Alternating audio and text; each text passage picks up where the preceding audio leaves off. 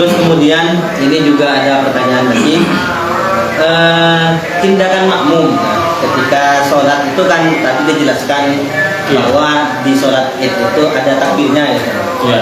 Ada takbirnya sebanyak 7 kali di rakaat pertama dan 5 kali di rakaat kedua. Nah kemudian apabila ada makmum datangnya telat atau makmum tersebut tidak menututi lo nyapo jangan gitu kan, itu tidak menututi takbir saja, takbir pada rakaat pertama, imam sudah takbir yang ketiga atau sudah takbirnya dapat 4 atau 5 begitu.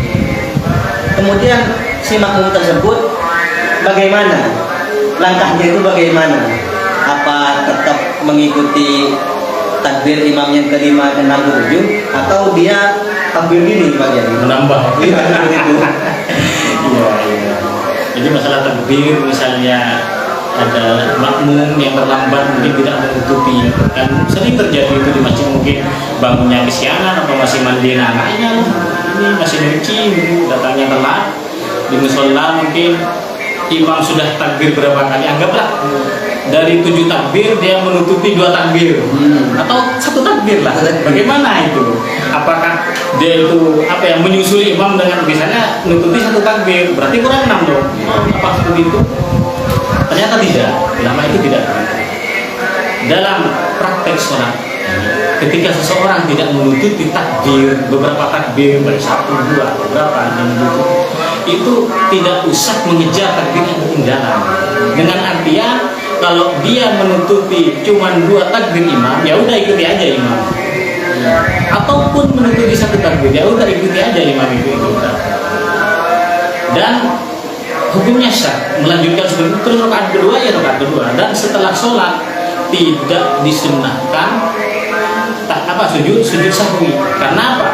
Karena ulama mengatakan dalam kitabnya setelah memang takbir yang 7, takbir yang 5 itu sunnah, tapi tingkatan kesunahannya itu at-ta'awudi wa du'a sholat. Karena tingkatan kesunahan takbir, beberapa takbir di dalam sholat id itu derajatnya seperti baca ta'awud dan membaca doa dalam sholat. Bagaimana maksudnya? Kalau ditinggalkan tertinggal tidak harus sujud sahwi.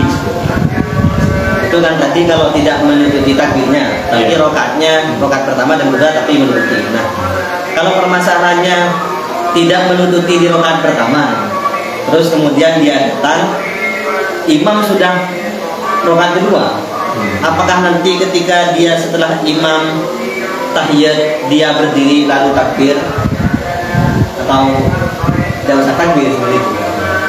Jadi ada makmum menutupi rakaat kedua, tidak menutupi seperti itu.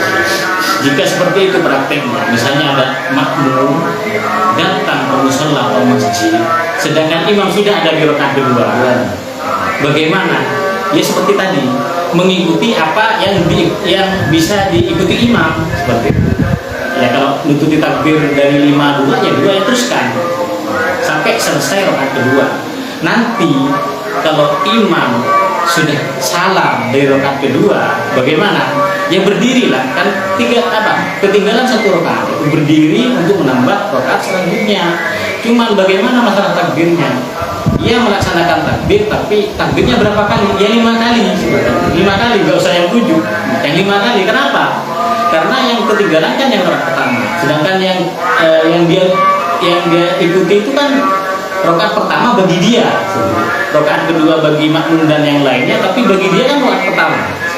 Berarti ketika menambah 1 rakaat lagi, itu adalah rakaat kedua bagi yang makmum yang ketinggalan.